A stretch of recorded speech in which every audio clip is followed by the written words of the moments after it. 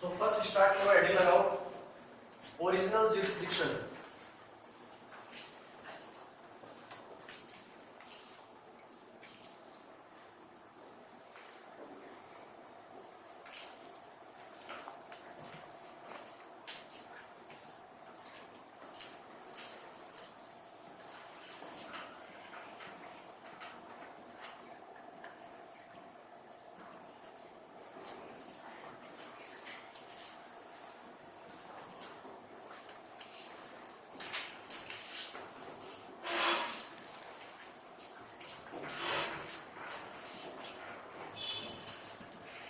इस जगह बदलने से क्या होगा?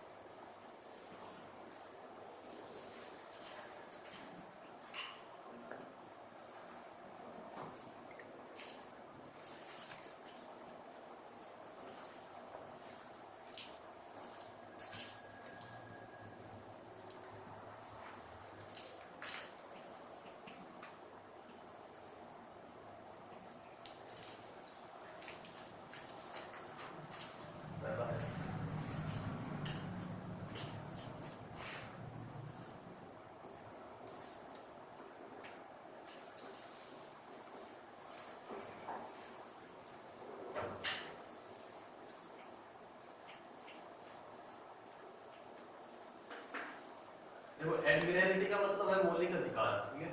तो हमारे को जो अधिकार मिलेंगे ना, पहले 7 थे अब 6 हो गए हैं।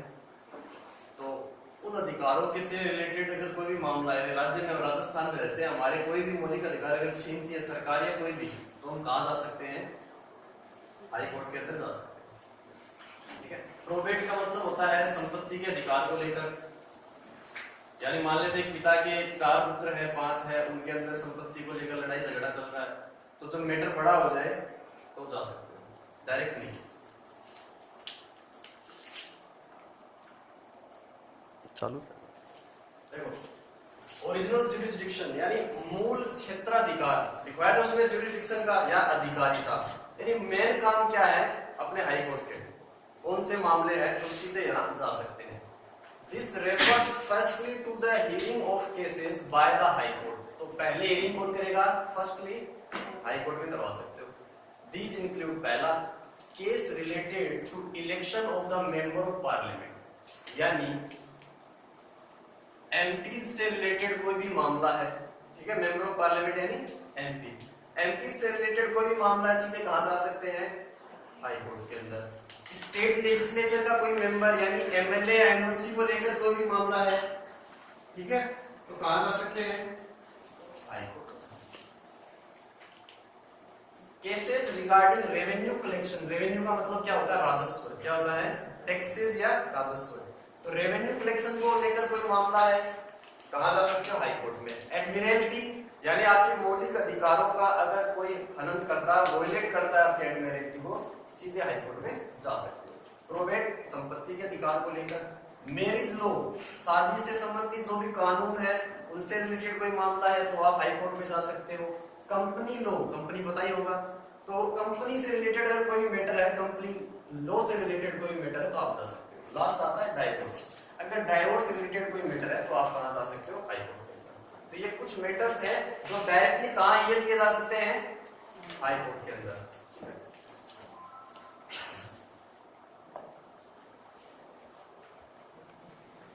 देखो सेकंड पावर क्या है या जुरिडिक्शन क्या है हाई कोर्ट का? Writ jurisdiction. According to article 266 the court has the right to issue writs. तो आर्टिकल नंबर 266 क्या कहता है कि हाई कोर्ट कुछ रिट्स इश्यू कर सकता है। रिट्स का मतलब आदेश ले सकते हो आप, ठीक है, आदेश मतलब सच एज हैबेस कॉर्पस, मेनेंडस, प्रोहिबिशन, ठीक है, सेरेवाटियो, को वारंटो। तो ये इनकी हिंदी बताऊंगा मेरे हिसाब से कुछ मतलब वाली बात है, ठीक है। बंदी प्रत्यक्षीकरण, निषेधीकरण, ये सब चीजें इनकी होती है, तो आपको ऐसे कैसे याद रखते हैं? Under article 32 the supreme court, समझने वाली बात यहाँ है। आर्टिकल नंबर 32 क्या कहता है कि सुप्रीम कोर्ट के issue such writs which are associated with fundamental rights only। Supreme court सिर्फ वही रिट्स इशू कर सकता है जो हमारे फंडामेंटल राइट्स से जुड़ी हुई हो। यानी जो ऊपर हमने जितनी भी रिट्स पढ़ी है, सुप्रीम कोर्ट सिर्फ कितनी कर सकता है? जो हमारे फंडामेंटल राइट से रिलेटेड है, बाकी नहीं कर सकता। वेरेज मतलब जबकि the high court can issue writs for other matters too along with fundamental rights. यानी दूसरे मैटर्स के साथ साथ फंडामेंटल राइट्स की भी कर सकता है सुप्रीम कोर्ट सिर्फ, लेकिन हाई कोर्ट के पास ज्यादा पावर है यहाँ पर, वो फंडामेंटल राइट की तो कर ही सकता है, इसके साथ साथ दूसरी भी कर सकता है। आई बात समझ में? तो हाई कोर्ट के पास इन सभी रिट्स को इश्यू करने की पावर है, लेकिन सुप्रीम कोर्ट के पास सिर्फ कौन सी रिट्स इश्यू करने की पावर है? फंडामेंटल राइट्स वाली।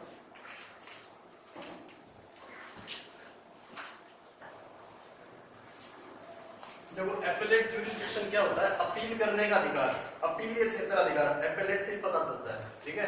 तो इसको हम कुछ हेडिंग्स में डिवाइड कर सकते हैं। तो फर्स्ट हेडिंग है अपनी सिविल एपेलेट जुरिडिक्शन। सिविल का मतलब नॉन क्रिमिनल केसेस, ठीक है। Appeal can be made in the high court against the decision made by district courts. तो हाई कोर्ट के अंदर जितने भी राजस्थान में अगर डिस्ट्रिक्ट्स हैं, उनके डिस्ट्रिक्ट कोर्ट्स के डिसीजन के अगेंस्ट हम कहा जा सकते हैं। लेकिन मैटर कौन से होंगे? इनकम टैक्स से रिलेटेड, पेटेंट से रिलेटेड, डिजाइन से रिलेटेड और सक्सेशन से रिलेटेड, ठीक है। सक्सेशन का मतलब क्या है? उत्तराधिकार। तो इनसे रिलेटेड जो भी मैटर होंगे, हम डिस्ट्रिक्ट कोर्ट में अगर सेटिस्फाइड नहीं है तो कहाँ जा सकते हैं? हाई कोर्ट में।